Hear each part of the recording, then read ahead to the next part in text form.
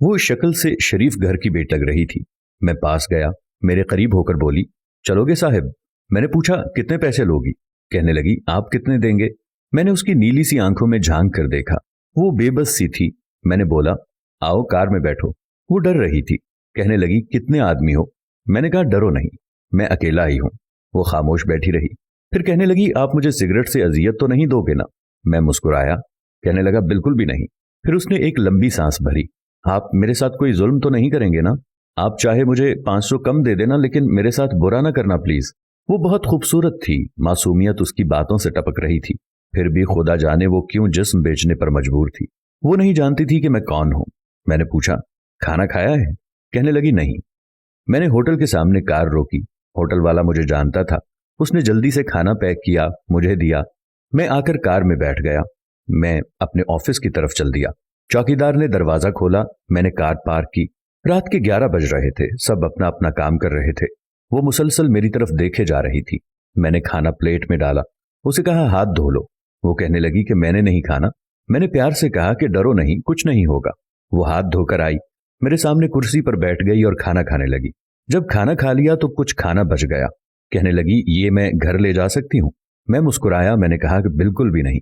वो चुप हो गई, बुर्का उतारने लगी। मैंने कहा कि रुक जाएं, मेरे पास आकर बैठ जाएं। वो हैरान थी।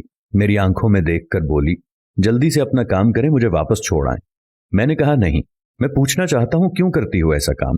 क्यों बेचती हो जिस्म? बस इतना कहूंगा, छोड़ सकती हो क्या ये सब? वो मेरे चेहरे की तरफ देखने लगी। कहने लगी, आप मुझे पागल लग रहे हैं। मैंने उसकी आंखों में देखा। हाँ, बिल्कुल पागल ही हूं, सब पागल ही समझते हैं मुझे। वो कहने लगी, अगर कुछ करना नहीं है तो मुझे वापस छोड़ कर आओ। मैंने उसके सर पे हाथ रखा, फिर पर्स से 30,000 निकाले, उसके हाथ पे रखे। वो हैरान थी। कहने लगी कि मैंने नहीं लेने। आप क्यों दे रहे हैं ये पैसे मुझे? मैंने उसके चेहरे पे एक थकन महसूस की थी। वो अपने आंसू रोके बैठी थी। बार बार कह रही थी कि बस मुझे वापस छोड़ाओ, मुझे डर लग रहा है। मैंने उसे यकीन दिलाया कि डरने की कोई बात नहीं है। अच्छा बताओ ना, बहुत दर्द दिया है ना जिंदगी ने? ये सुनना था कि उसकी आंखें नम हो गईं, जैसे कोई कयामत गिर गई हो उस पर। मैं समझ चुका था कोई बहुत बड़ा दर्द लिए घूम रही है। दरवाजा खोला, कांपती आवाज में बोली कि मुझे छोड़ कर आओ वापस। मैंने उसे बैठने का कहा, बताया कि मेरा नाम राशिद अब्बासी है, डरो नहीं, खुद को महफूज समझो। उसे जब यकीन हो गया परेशानी वाली कोई बात नहीं तो बताने लगी कि शौहर मर गया, 3 बेटियां हैं, ससुराल वालों ने निकाल दिया, माँ बाप फौत हो चुके हैं, भाई कोई है नहीं। मामू के घर आई, मामू के बेटे ने मेरे साथ ज्यादती की।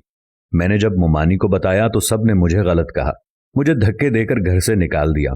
दूर के रिश्तेदार ने एक बुड्ढे से मेरी शादी करवाई, उसके भी बच्चे थे। उसके बच्चों ने मुझे बहुत जलील किया। फिर वो शौहर भी फौत हो गया। बेटियों को लिए दरबदर भटकने लगी। न छत थी न रोटी थी, भूख अफलास थी। सड़क पे खड़ी थी। एक साहेब आए, कहने लगे कि 1 घंटे के 5,000 दूंगा। ना चाहते हुए मां की ममता हालात की सताई हुई, क्या करती आखिर, चल दी। अब हर रोज जिस्म बेचती हूं, किराए का घर लिया है, बेटियों को अकेला छोड़कर आती हूं। क्या करूं, बहुत बार सोचा खुदकुशी कर लूं, लेकिन बेटियों को देखकर हिम्मत नहीं होती। वो रो रही थी और मैं जमाने की बेहिसी महसूस कर रहा था।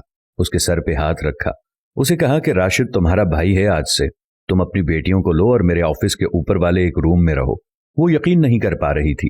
कार में बिठाया, उसके घर पहुंचाया। बेटियां सोई हुई थीं, बहुत प्यारी थीं। गोद में उठाया, दिल को सुकून मिला। वो मुसलसल रोए जा रही थी। मुझे कहने लगी कि आप फरिश्ते हैं, आप कौन हैं?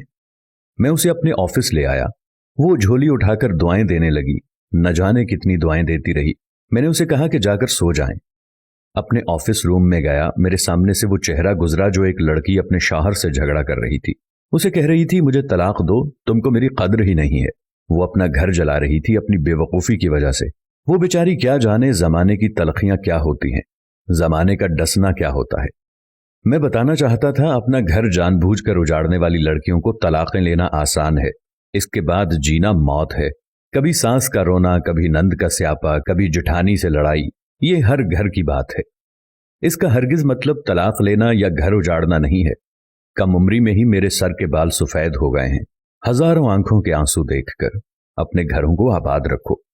खुदा की कसम, एक वक्त आता है कि ना भाई हाल पूछते हैं, न सगी बहनें, सब वक्त के साथ चेहरे के नकाब बदल लेते हैं। राशिद हर जगह हर किसी को थामने के लिए खड़ा नहीं मिलेगा। ہاں، میرا قلم شاید کسی کو بربادی سے پہلے بچا لے۔ ہم سفر کیسا بھی ہے، وہ تمہاری ڈھال ہے۔ شادی کے بعد سگے بھائی سے خرچہ لینا بھی بھیک مانگنے جیسا لگتا ہے۔ میری باتیں وہ عورت سمجھ سکتی ہے جس پہ ایسا کچھ گزر چکا ہے۔ ہم سفر جیسا بھی ہے وہ تمہارا لباس ہے۔ یاد رکھنا، زمانے کے لیے تم صرف گوشت کا ایک ٹکڑا ہو۔ وہ زمانے گزرے، مدت ہوئی جب رشتوں کا پاس رکھا جاتا تھا۔ اب رشتوں سے کھیلا جا سکتا ہے، ہوس پوری کی جا سکتی ہے، پھر پھینک دیا جاتا ہے۔ ہاں، قسمت میں لکھا ہم بدل نہیں سکتے، لیکن قسمت خود لکھ بھی سکتے ہیں۔